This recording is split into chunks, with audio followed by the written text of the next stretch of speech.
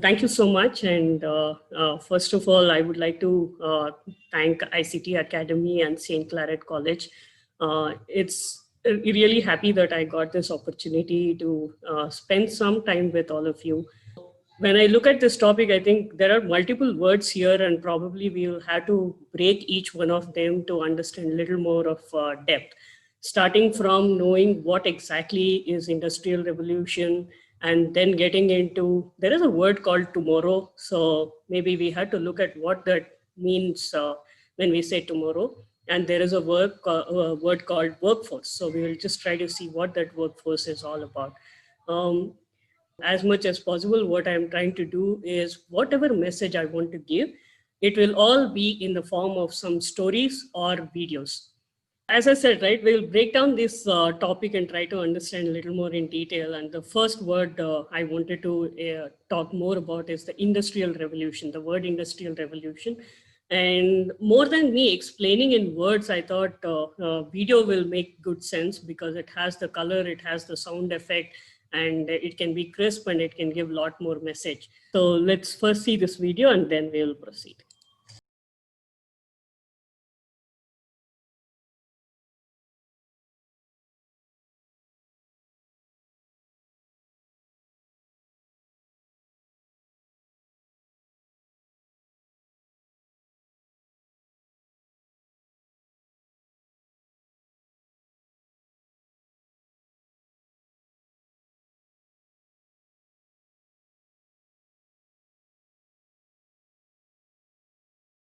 Cool.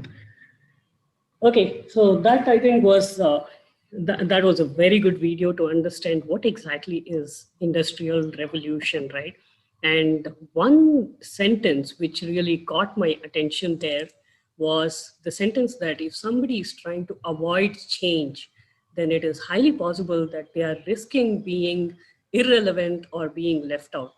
So what does this mean actually? This means that it is all about change and it is all about how we are going to manage this change. So that is industrial revolution. So that is the first thing other than the technology bit, which all of us, I think, understand.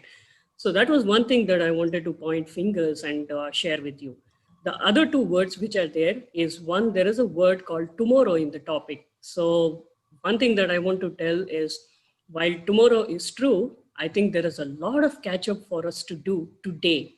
So whatever I'm going to speak today is both for tomorrow as well as some catch up that we need to do today. So let's look at it from that lens. And the third word which the topic says is the word workforce. So while what I say is relevant for workforce for sure, I think other than workplace, even within the way we are living today with our family or friends, there is some bit of change that we need to look into. And some aspects of this I'm going to touch upon in the conversation today. So now let's jump into the topic. And the next thing that I wanted to share, these are some of the famous quotes which I came across when I was doing some research to this, right? So this whole thing actually hovers around the concept of education. So if we had to prepare for the future, it means that we have to get educated for the future. So some quotations from Benjamin Franklin, he says, an investment in knowledge pays the best interest. So it is not the fixed deposit, it is not the recurring deposit, it is not our mutual funds or anything, but the best return on investment can be derived from investing in knowledge. I felt it was very profound, so I thought I'll just share it with all of you. The second one is from Leo Buscaglia, where he says, change is the end result of all true learning. This I felt is a little very interesting. This is like a cycle, right? There is a change because of some learning, and there is some learning because of the change. Very interesting, I felt, and therefore wanted to share it with you. And the third sentence says, like, education is the passport to the future, for tomorrow belongs to those who prepare for it today. Very much in context of today's topic. So whatever we are preparing, whether it is today or tomorrow, we have to begin by education. And of course, we have all heard this sentence saying an educated country is a developed country. And all of us here in this call today being people who are going to be the influencers for the way the next generation is going to think. All of you being the professors and lecturers, I think play a very, very big role in influencing how our next generation is going to come up. Therefore, this topic is extremely, extremely important in the current context. And in brief, if I had to say, I think there is one sentence which I really wanted to talk to you about. It is, today is the time for us to think how we have to think and learn how we have to learn. I think this whole thing has to be relooked at actually. So do we know how to think if there is something, some situation, or do we know even how to learn?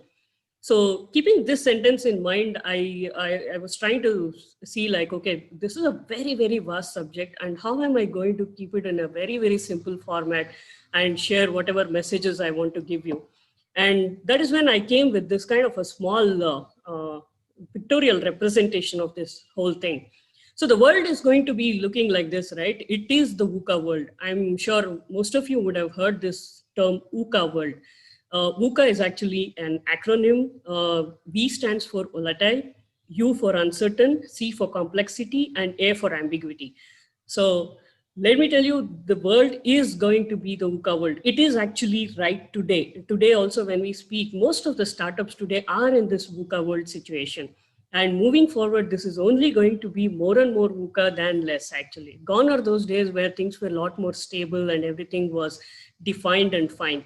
So if this is the kind of workplace that we are going to live in, and this is where we have to build our careers, I think two things become extremely important. One is our learning system. This goes back to the previous sentence which I was telling you. We have to learn how to learn actually, which means our learning system has to be, we have to just put a pause there and think like, am I learning things in the right way? Am I thinking in the right way? So I'm going to focus a lot in sharing some stories which will help us understand what this learning system is all about. And second thing, as I said at the beginning, personal values, our moral values, core values, whatever we have is going to play a very, very big role in defining what future is going to be. So these are the two things.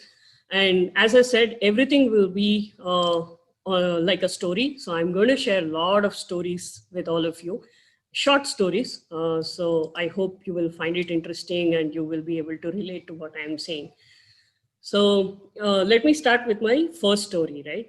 There is a cruise ship which is about to take off, and suddenly they realize that the engine is not starting. And many mechanics who were on board, they come, they try and see if they can make the ship run, engine start, but they fail. Finally, they go and find a mechanic who can come and help them out. And this mechanic comes and he's seeing all the different parts. And he takes one hammer and he hits it in one place, and suddenly the engine starts working. People are happy, and the cruise takes off, and they proceed with their journey. After a week, the ship mechanic sends them a bill and invoice, and the invoice says $100. And now the ship owner is like, wow, just for hitting in a hammer, he's charging $100. Let me just ask him. And he responds saying like, okay, I'm happy to pay this $100, but can you give me an itemized bill for this? And the ship mechanic responds back saying it is $1 for hitting with the hammer and $99 to know where to hit the hammer. Fantastic, right? It is all about intellectual property here. It is not about just hitting with the hammer. It is about where to hit, which actually mattered a lot. This was my first story for the day. Here comes the second story, which I wanted to tell you. So this is about a wise man, and wise because he reads a lot of books, and he also loves people who write books and read books. And once it so happens that his shoes are worn out and he has to buy a new pair of shoes. So obviously, being a person who is very, very glued to books and reading and things like that, he will decide, okay, let me go and read a book to find out how to buy a new pair of shoes. So he does his research, and finally, one of the books says the first most important thing is to know the size of the shoes that you will need. So our suggestion is take a thread and measure your feet, so you know exactly which size you need to buy. So the wise man is very happy. He says, okay, I know what to do. and he takes a thread, he measures his feet, and he goes to the shoe shop. So once he reaches there, he looks at all the different shoes which are there, and he is very happy. He chooses one, and then he puts his hand in the pocket and realizes that he has forgotten to get the thread that he used to measure his feet. So he tells the shopkeeper, okay, I will come back, and he leaves for the day. Next day, he will remember, and he takes the thread and comes back to the shoe shop. Unfortunately, the shop is closed. He feels bad, he goes back. And the third day, he again comes back. And this time, very, very unfortunate, the shoes is not available anymore. Somebody has already taken it. So the wise man is very disappointed, and he says, I wanted that shoes. And the shopkeeper asks him, yeah, but I'm a little confused actually. When you saw it the first time, why didn't you buy it? And the wise man says, no, but I had forgotten to get the thread which I had used to measure my feet. And the shopkeeper, he is surprised and he doesn't know how to respond. And he says, yeah, but you always had your feet with you. You could have just worn the shoes and bought it.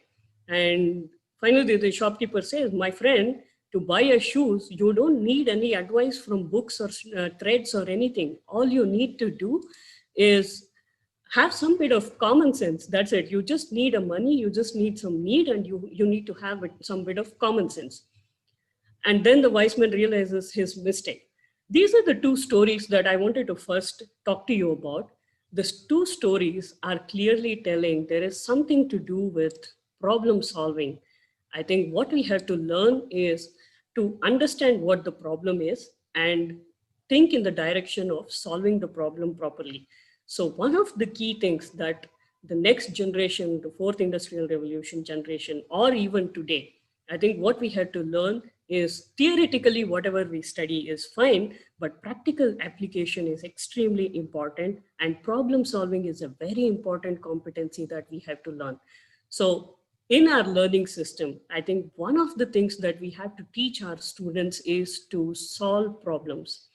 So it is easy if somebody had come and said like, yeah, this is the hammer and this is the place, you hit it here and the ship engine will work. It is easy to follow instructions, but without anybody telling, are our students able to go and apply the logic they have, the knowledge they have, and solve a problem is the most important thing, and the first thing that I wanted to share with all of you. And now coming to the second aspect of our learning system that I wanted to share, I think I have a small video here. Let me just run this video for you and then proceed.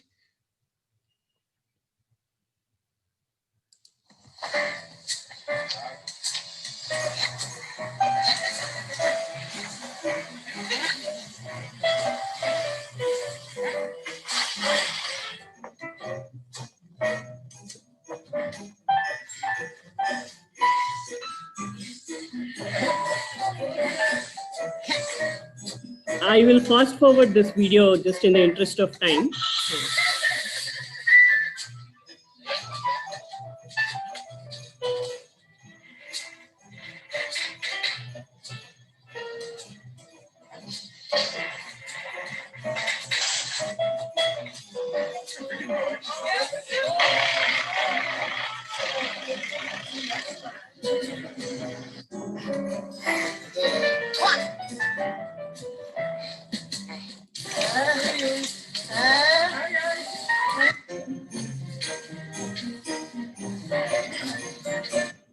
Okay, in a just if I had to say, this is a French restaurant, and if anybody goes and places an order for some food there, what they do is they have a small instrument which is kept on the table, and this instrument actually, it is an augmented reality video that they have created. It will actually show the process of how the food that they have ordered is being prepared.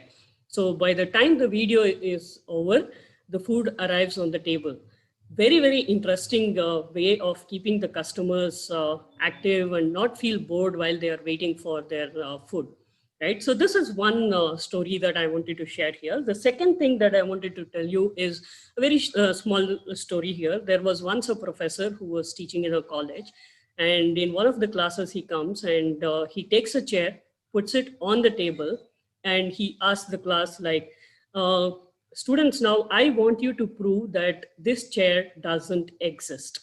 I'll give you 45 minutes time or take 1 hour time, but I want you to prove this chair doesn't exist. Now, everybody is scratching their head. They don't know how to answer this question because the chair is very much there, but they don't know how to prove that it is not there, something which is visible. There is this one bright student. He finishes his answer in 10 seconds, gives the sheet to the professor, and he moves out of the class. Everybody is surprised. So professor collects all the responses. He comes back the next class and says, the person who finished in 10 seconds actually gave the best answer. What do you think was the answer written by this 10 seconds person? He finished in 10 seconds. All he wrote is just two words there. He just wrote "which chair?" ? That's the way he actually answered the professor's question. Right? This was the second story I wanted to share with you. Now comes the third story, which I want to talk about. Again, a small video. Many of you might have seen this, but take a look at it from the context of today's topic. I started playing on the streets of Bangalore. The under-17 was a decisive moment for me. I did really well for Karnataka, did well for the South Zone, and then I was selected in the national camp. At that time, I realized I may eventually go on to play for India. Most of the people remember me for that 10-wicket haul. I was fortunate. I was probably destined to get all 10. Cricket has always been a sport between bat and ball. Experts talk about batting, but nobody has been able to prove that, look, he is more powerful than the other batsmen. And that's why Spectacom was born. This is a Spectacom power bat. It has a lightweight smart sticker, the size of a credit card, at the back of the bat. It transfers real-time data, the velocity of the bat, impact location, the twist, and the power of the shot using Microsoft technology. This is a compelling tool because you hit the shot, you get the answers to what you have done on a phone. We believe that it can create a better fan experience, bring in the fan closer to understanding the nuances of the game itself, the science behind the art. The sport today, the way it's being played and consumed is evolving. The more data you have, the better equipped you are. I wish I had this technology when I was batting. I would have probably... Cool. So this is another story which I wanted to share. Now I told you 3 stories, right? One was the French restaurant. The second one was the professor and the chair. And the third one is Anil Kumble's Spectacom company. What do you think is the takeaway from this? The message I was trying to give you is it is all about creativity, innovation, out of the box thinking and lateral thinking. Look at how that French restaurant is trying to solve for the boredom of its customers when they're waiting for their food. They have come up with a very, very creative solution using augmented reality. Kumble, in doing the data and analysis, collecting to help people change whatever problems they have while batting, he came up with the Spectacom. This is exactly what most of the companies have done today, right? This is what Facebook has done, WhatsApp has done, Steve Jobs has done, or Elon Musk is doing today. And the future is all going to be about being creative, being able to think laterally, and innovation is going to be extremely, extremely important. So again, in our learning system, I think one thing that we have to teach our students to be is to be very, very creative. Gone are those days where we have done certain things in the way it was done, but everything can be relooked and seen like, okay, can I make it more efficient? Can I make it more effective? I think that's the lens that we had to wear and we had to keep moving. So that is the second aspect that I wanted to bring about when we talk about our learning system. So now coming to the third aspect, which I wanted to talk about. Again, I'll share 2 stories with you. So this was way back in 1971, and all of us know about FedEx, right? And the founder and CEO of FedEx is Frederick Smith. And in 1971, he started FedEx and with $4 million.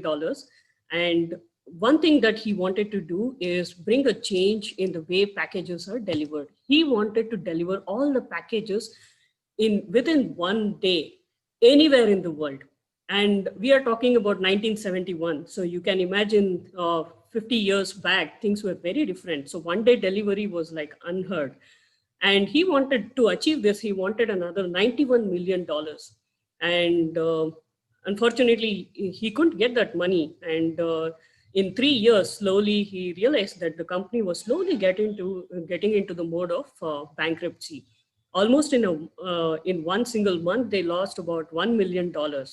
And Smith started reaching out to a lot of people asking for venture capital funds and all those things, but nobody was ready to make this investment. At one point, Smith realized that all he had in his bank account was $5,000. He didn't have anything, and he didn't have any other option because none of them were ready to invest in FedEx, nor banks were ready to give any kind of loan. What Smith did is he withdrew this $5,000 and straight away flew to Las Vegas. And what he did is he put a bet on something called as blackjack. And in that weekend, he had invested 5,000 and he earned another 27,000 more. So all in all, he had like $32,000 in hand. And with that, one of the problems he was facing is also because the fuel prices were raising, and that's why he didn't have money. And that's when the company started going into this bankruptcy mode. But with 32,000 now, instead of the 5,000 before, he was able to refuel his planes and the business started running. And what is the story today? FedEx has become like a household story. Everybody knows about FedEx. And finally, it reached such a good success that eventually, over a period of time, he was able to raise like $11 million in investment. And in 1976, FedEx made its first profit of $3.6 million. This is an awesome story of success. This is one story that I wanted to share with you. The second story in this dimension is the story of Warren Buffett, which I think all of us know. And I'm talking about a story in 1988. And Warren Buffett made a $1 billion investment to buy Coca-Cola shares. And he did this after considering a couple of things, right? He looked at the history of Coca-Cola for 100 years. He realized that the company every year is giving above average performance. And then there is consistency in the way they are paying their dividends also. Considering all these factors, Warren Buffett said, like, yeah, I'm going to make this $1 billion investments in Coca-Cola. Even to this day, this happened in 1988, but today we are in 2020. But even to this day, this investment is considered as one of the most profitable investments Warren Buffett did. These are the two stories that I wanted to tell you. One is the FedEx story, and second one is the Warren Buffett story. What is the takeaway from this? What I wanted to share here is the ability to take risk. The risk which Smith was taking here is he knew that he is not going to lose too much, right? $5,000 is what he had. If he wins, then he gets it. Kavya, you got it. Yeah, risk taking is exactly what I was trying to talk about here. If he wins, then FedEx survives. If he loses also, the loss is only $5,000. So this was like the risk-taking ability which Smith showed. And Warren Buffett, on the other hand, also, the risk was very, very huge. It was $1 billion worth of risk. But look at the way he has done his analysis. So even if there is some bit of risk that somebody is taking, it is a calculated risk. I think that is extremely important. Please take the risk, but let it be a calculated risk. It has to be looked at from all dimensions, and then you go ahead with the risk, right? This is the third aspect which I wanted to talk about. So we finished three actually. So we said like one is problem solving, second is creativity, innovation, out of the box thinking. Third one is risk taking. Don't regret, please take the risk at the right time. And now coming to the fourth one that I wanted to talk to you about. Once again, a small story here. And this is about a woodcutter. And this woodcutter is working for a timber merchant and a very, very hardworking person. So he gets a job here with the timber merchant, and the timber merchant will give him an axe. And he says, go ahead and chop the trees, and this is your work area. The woodcutter is very happy. So first day he goes, and he's able to chop down like 21 trees. And the boss is very happy. And the second day he goes and he is able to chop down like 17 trees. And the third day he goes and he's able to chop down 10 trees. So day by day, he is little unhappy. He is putting the same kind of effort, but he's little unhappy happy that the number of trees he is able to chop down is slowly coming down. So he goes and confesses with his master and says like, Master, I don't know what is happening. I'm trying my best, but I'm not able to cut more trees. And the master asks only one question: did you sharpen your axe? And that's when it strikes to this woodcutter, and he says like, what? I didn't even think about it because I was so busy working on cutting down the trees. I didn't even think about sharpening your axe, my axe, sorry. So this is one story that I wanted to really talk about. And this is exactly, I think, where we had to spend. And the topic today is very much in context here, right? Okay, appraisal is necessary. Yeah, even before I asked, Srivalli is answering. Thank you so much, Srivalli. Yeah, but very, very important. You're right, actually, and very much in context of today's topic, actually, preparing tomorrow's workforce, right, for the fourth industrial generation. So preparing. So regularly we should be able to pause, look back, and see like, where should I sharpen my axe? You work on sharpening the axe and then proceed with your next steps. This, in the corporate world, we call it as competency development. Uh, Earlier days, we used to call this as skill development, but today it has become competency development. The difference is very simple. If you look at job descriptions, 5 or 10 years back, people used to say like, I need a Java programmer, I need a C++ programmer. But today it is very different. When I write a job description, I will say like, I need someone who can do coding. I need someone who has programming skills. This is the difference, right? What is happening is we are building the competency of programming here. So I know that this person, once he comes into the organization, today it might be Java, tomorrow it can be Ruby on Rails, day after tomorrow it could be C++, something else. But with his programming skills, this person will be able to solve whatever problem that I have in the organization. So competency development is extremely key. This is the fourth point that I wanted to talk about. Now moving on to the fifth point, right? So let me ask you a question. I need your answer. This is a very, very simple question. So at least can I expect some 5 responses is what I'm thinking. So let's say there is a flight and this flight travels at a speed of 600 kilometers per hour. So my question to you is, will it reach Delhi in 3.5 hours? Very, very simple questions. You just have to tell me yes or no. There is a flight. It can travel at the speed of 600 kilometers per hour. And my question is, will it reach Delhi in 3.5 hours? If its destination is Delhi, then it is. Okay. Yeah, you kind of got what I'm trying to say here. But anymore? Yeah, it depends actually. If the flight is moving in the direction of Delhi, it will reach Delhi. If it is moving in the direction of Kanyakumari, it will reach Kanyakumari, right? So the point I'm trying to make here is speed is important, but speed in the right direction is even more important. While we are all trying to catch up and see like, what is that fourth industrial revolution and what kind of technology, skills, competencies I have to develop, please invest your time in the right direction. So I can say like, okay, I need to learn technology. And today, if I start learning COBOL, I'm already losing the game. Because today the world is in a very, very different direction. People here are talking about artificial intelligence, machine learning, and big data and things like that. And I'm talking about COBOL, which existed some 20, 30 years ago, or maybe even before. So investing time and effort in the right direction is extremely key. Just think about the pace at which things are moving, right? Even in the video, we saw that actually. The transition from first to second industrial revolution happened over a period of 120 years. But from second to third, it was in 80 years. From 1960 onwards, we are saying third industrial revolution started. And today we are in 2020. So within 60 years, we are almost completing the third industrial revolution and getting into the fourth industrial revolution. This is the pace at which things are moving. And just to give you another example, for telephone to be used by 100 million users, it took 75 years.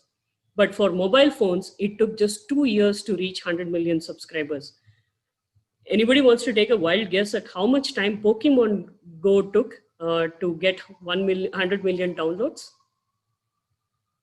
Okay, I know you will take time to answer, but all it took is just 1 month to get 100 million subscribers. This is the pace at which things are moving. So speed is important. You also need to be fast, but also remember that you have to move in the right direction. That is very, very important. So next point that I wanted to make here is accepting change and managing this change is also very, very important. Some of the examples we can look at, right? Nokia rejected Android. Kodak rejected digital innovation. Yahoo rejected Google. Blockbuster rejected Netflix. Look at Airbnb story. Actually, when they started Airbnb and they wanted some investment, seven venture capital companies they reached out to, they replied saying no, they are not interested because they don't see Airbnb's business model to be something which is required and it will be successful. Today in December 2020, Airbnb just announced that they are going to go IPO and their valuation is $100 billion.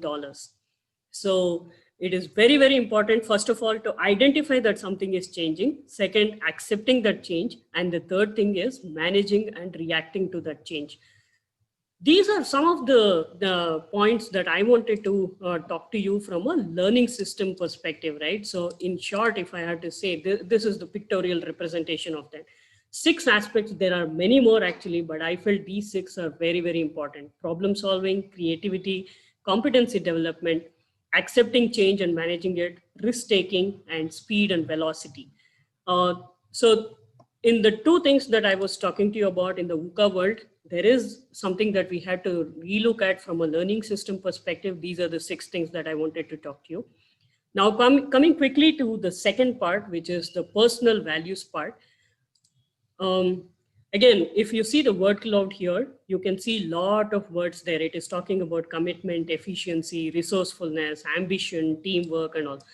Let me tell you, each and every word here has a very, very deep meaning, and it is extremely important for one to be ready with all these kind of behaviors and attitudes.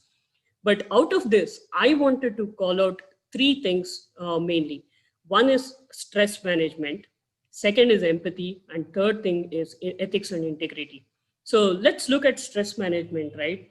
Stress management is for our own individual health, mental health. Empathy is something for people around us, our family, our friends, or the people with whom we connect with regularly. And the ethics and integrity is for the larger society. So that's how I pulled out these 3 things separately. But in each of these areas, there is a lot more that we can look into. So stress management, how many news articles have we read in the last few years talking about people just collapsing and many people have expired without any valid reason? There are stories where we have seen the health record was perfectly fine. He recently went through a complete medical checkup and we don't know what happened. He was in the gym and he suddenly collapsed and he expired. These kind of stories, we can relate to it very well, right? And the whole point is when you go and ask a doctor, what is happening here?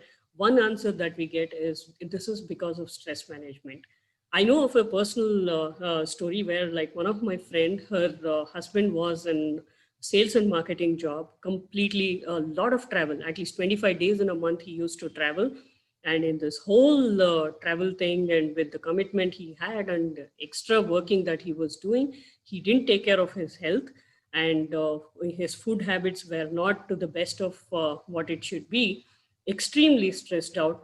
And the same kind of story happened. He was having breakfast, he just collapsed and expired. He was just 34 years at that point of time.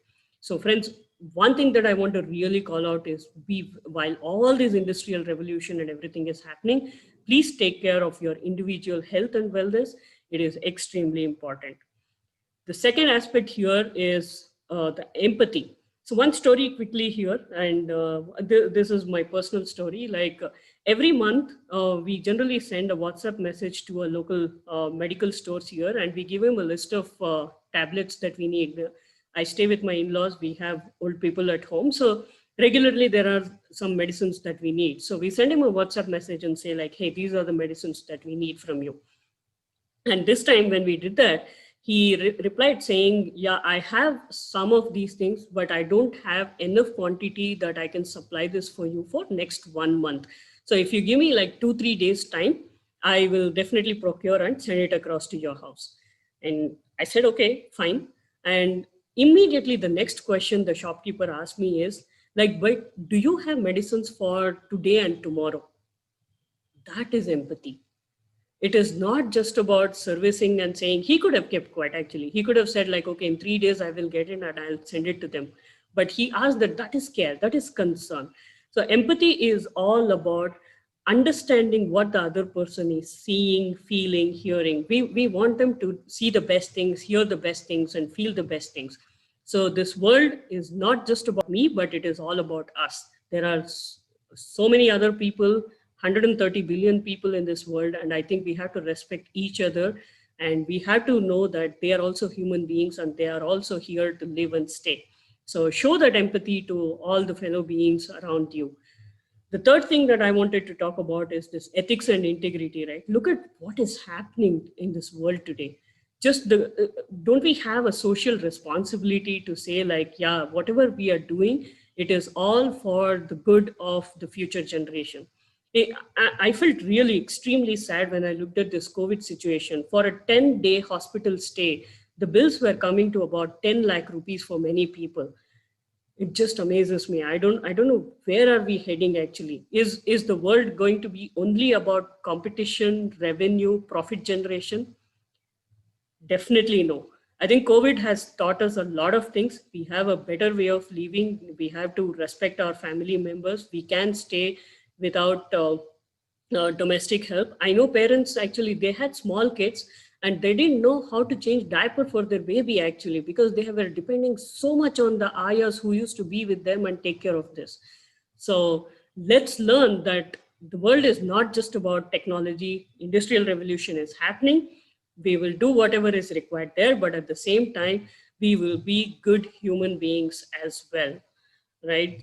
Very, very key. And I just wanted to call out that while we look at all the learning systems and while we look at the technology and everything, it is very important that heart by heart, we also preach and we are influencing our next generation is in learning some of the very core important human values in their life. I think this is the message that I wanted to give you. And in the end, actually, I would like to leave you all with a small for thought. And this is the message that I wanted to give you. I asked a wise man, tell me, sir, in which field could I make a great career? And he said with a smile, be a good human being. There is a lot of opportunity in this area and very little competition. Very profound meaning. And I totally agree. I wanted to keep this session a little unconventional, not going by the actual technology, the artificial intelligence, big data, machine learning, or anything like that. It is all about how we are preparing our future generation. So in short, another thing that I would like to say as an ending note is, there is a redraw mantra. What we have to teach our kids is you have to learn. Going back to the sentence which I said, right? We have to learn how to learn. In simple, this is what I meant. We have to learn. We have to teach them how to unlearn, and we have to teach them how to relearn. So in the IT world, hit refresh at least once a day. F5 on your keyboard is actually for refresh, right? That's why I just showed that picture saying hit refresh at least once a day. So thank you, friends. And this is what I wanted to share with all of you. I hope most of you are awake and not sleeping after this good afternoon lunch. Can I hear some voices now at least? Yeah, it's very nice, Divya, listening to the webinar. Thanks a lot. Hey, thank you so much, team. And have a wonderful evening, all of you. Stay safe and stay healthy. Thank you so much.